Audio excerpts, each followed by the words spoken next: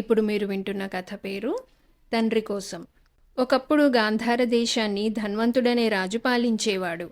ఒకనాడు ఆయన సపరివారంగా అరణ్యానికి వేటాడబోయి అక్కడ ఒక పుష్పవృక్షం కింద నిలబడి ఉన్న ఒక అతిలోక సుందరిని చూశాడు. వెంటనే రాజుకామెపై మోహవికారం కలిగింది.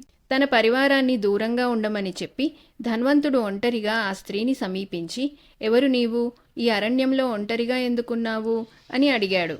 "నేనొక గంధర్వ స్త్రీని. ఆకాశ మార్గాన వెళుతూ ఈ చెట్టు పూలవాసన ఆకర్షించగా కిందికి దిగి వచ్చి చెట్టు కింద నిలబడ్డాను" అని ఆమె జవాబు చెప్పింది. "నీవు మీ లోకానికి తిరిగిపోవద్దు.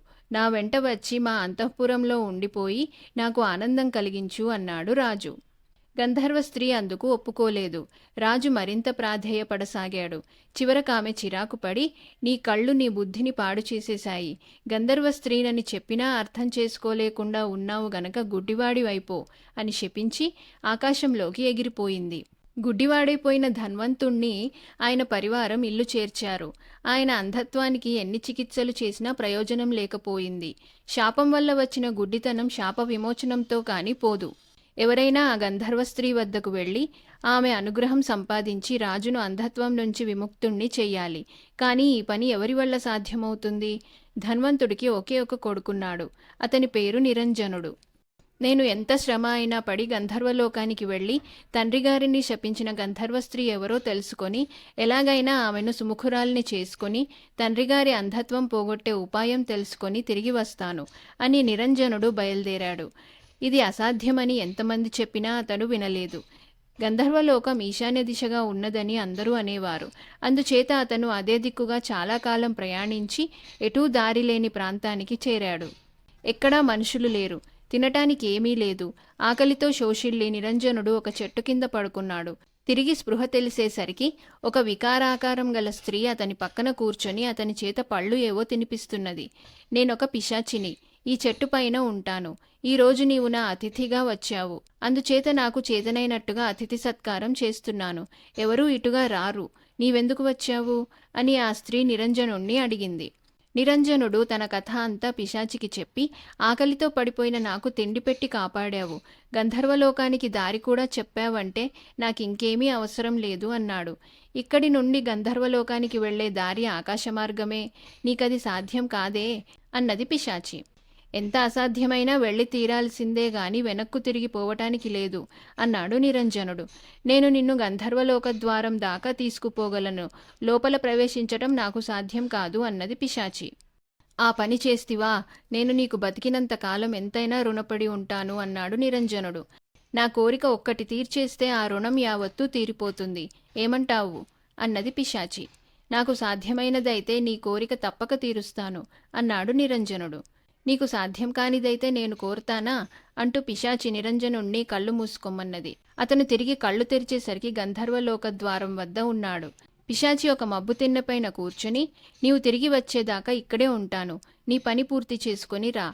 తర్వాత నిన్ను మీ దేశం చేర్చుతాను" అన్నది. అతను గంధర్వలోకంలోకి అడుగుపెట్టగానే అనేక మంది గంధర్వకాంతలు అతన్ని చుట్టుముట్టి, ఎంత అందంగా ఉన్నాడో, ఎవతే పిలిపించిందో అనుకున్నారు. కొందరతన్ని, "నీకేం కావాలి? ఎవరు కావాలి?" అని అడిగారు.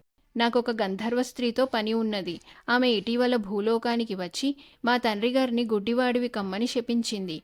ఆమె పేరు నాకు తెలియదు" అన్నాడు నిరంజనుడు. గంధర్వకాంతలు తమలో తాము మాట్లాడుకొని, నిరంజనుడి తండ్రిని శపించినది గంధర్వరాజు కుమార్తె పుష్పోత్తమ అయి ఉంటుందని నిశ్చయించుకొని అతన్ని ఆమె వద్దకు తీసుకుపోయారు. "నీవా రాజు కొడుకువా? అతన్ని నేనే శపించాను. నన్ను తన అంతఃపురంలో ఉండమని చాలా అవమానించాడు. అందుకని నీవు ఇంత దూరం వచ్చావా?" అన్నది పుష్పోత్తమ. "అమ్మా, మీరు మా తండ్రిగారిని సరిగా అర్థం చేసుకోలేదు. ఆయన మీ మీది గౌరవంతోనే అలా కోరారు. మిమ్మ అవమానించటానికి కాదు. దయ ఉంచి మీ శాపాన్ని ఉపసంహరించి ఆయనకు దృష్టి ప్రసాదించండి" అన్నాడు నిరంజనుడు. పుష్పోత్తమ అతనికొక పువ్విస్తూ, "ఈ పుష్పాన్ని నీ తండ్రి కళ్లకు తగిలిస్తే అంధత్వం పోతుంది. కానీ ఈ పుష్పాన్ని నీ తండ్రి కంటికి తగిలించేవాడు ఆడితప్పనివాడుగా ఉండాలి. ఆ మనిషి ఆడితప్పిన పక్షంలో మీ తండ్రి తిరిగి గుడ్డివాడైపోతాడు" అన్నది. నిరంజనుడా పుష్పాన్ని తీసుకొని పుష్పోత్తమ వద్ద సెలవు పుచ్చుకొని గంధర్వలోక ద్వారం దాటి పిశాచి ఉన్న చోటికి తిరిగి వచ్చాడు. ఆమె ఒక్క క్షణంలో అతన్ని గాంధార దేశంలో అతని ఇంటి వద్ద చేర్చి, రాజకుమారా, నీకు నా వల్ల కావలసిన సహాయం అయిపోయింది. నా కోరిక తీరుస్తానన్నావు. నన్ను పెళ్ళాడు. అదే నా కోరిక అన్నది. నిరంజనుడు, సరే, నేను త్వరలోనే తిరిగి వస్తాను, ఇక్కడే ఉండు అని రాజభవనంలోకి వెళ్ళి గంధర్వ స్త్రీ ఇచ్చిన పుష్పాన్ని తన తండ్రి కళ్లకు తాకించాడు. వెంటనే రాజుకు యథాప్రకారం దృష్టి వచ్చేసింది. తర్వాత నిరంజనుడు తన తండ్రికి, మంత్రులకు పిశాచి సంగతి చెప్పి ఆమెను వివాహమాడతానన్నాడు. వద్దురా బాబూ, ఏమైనా సరే, మాట ఇచ్చాను కదా అని నీవా పిశాచిని పెళ్లాడకు అన్నాడు రాజు. అన్నమాట తప్పితే మీకు తిరిగి అంధత్వం వచ్చేస్తుంది. నేను పడిన శ్రమ అంతా వృధా అయిపోతుంది అన్నాడు నిరంజనుడు. నీవు పిశాచిని పెళ్లాడే కన్నా నేను ఇలా గుడ్డివాణ్ణిగా ఉండటమే నయం అన్నాడు రాజు. కానీ ఆడిన మాట తప్పటం కంటే పిశాచిని పెళ్లాడటమే నయం అన్నాడు నిరంజనుడు. అతను పిశాచి వద్దకు తిరిగి వచ్చి, నేను నిన్ను పెళ్లాడి నీ కోరిక తీరుస్తాను. కానీ నీవు మాత్రం ఎవరికీ కనబడకుండా ఒక ఇంట దాగి ఉండాలి. నిన్ను చూస్తే అందరూ దడుచుకుంటారు అన్నాడు. నన్ను పాణిగ్రహణం చేసుకున్న తర్వాత నీవెలా ఉండమంటే అలా ఉంటాను అన్నది పిశాచి. నిరంజనుడు లాంఛనప్రాయంగా ఆమె చెయ్యి పట్టుకున్నాడు. మరుక్షణమే పిశాచి మాయమై ఒక అందమైన రాజకన్య అక్కడ నిలబడింది. ఏమిటి వింత అని నిరంజనుడు అడిగాడు. నేను వత్సదేశపు రాజకుమార్తెను. నా పేరు సౌరభ. ఒకసారి ఒక ముసలి యోగి మా ఇంటికి వచ్చాడు. మా తండ్రి నన్ను ఆయన శుశ్రూషకు నియోగించాడు. ఆ యోగికి నన్ను పెళ్లాడాలని కోరిక కలిగి నా తండ్రితో చెప్పాడు. మా తండ్రి యోగికి భయపడి సరేనన్నాడు. కానీ నేను మాత్రం ఆ ముసలివాణ్ణి పెళ్లాడటానికి ఒప్పుకోలేదు. యోగి అలిగి నన్ను వికారాకారం గల పిశాచం కమ్మని శపించాడు. నా తండ్రి కాళ్ళు పట్టుకొని బతిమాలిన మీదట నన్నెవడైనా ఆ వికార రూపంలో పెళ్లాడటానికి సమ్మతించి పాణిగ్రహణం చేస్తే శాప విముక్తి కలిగేటట్టు అనుగ్రహించాడు.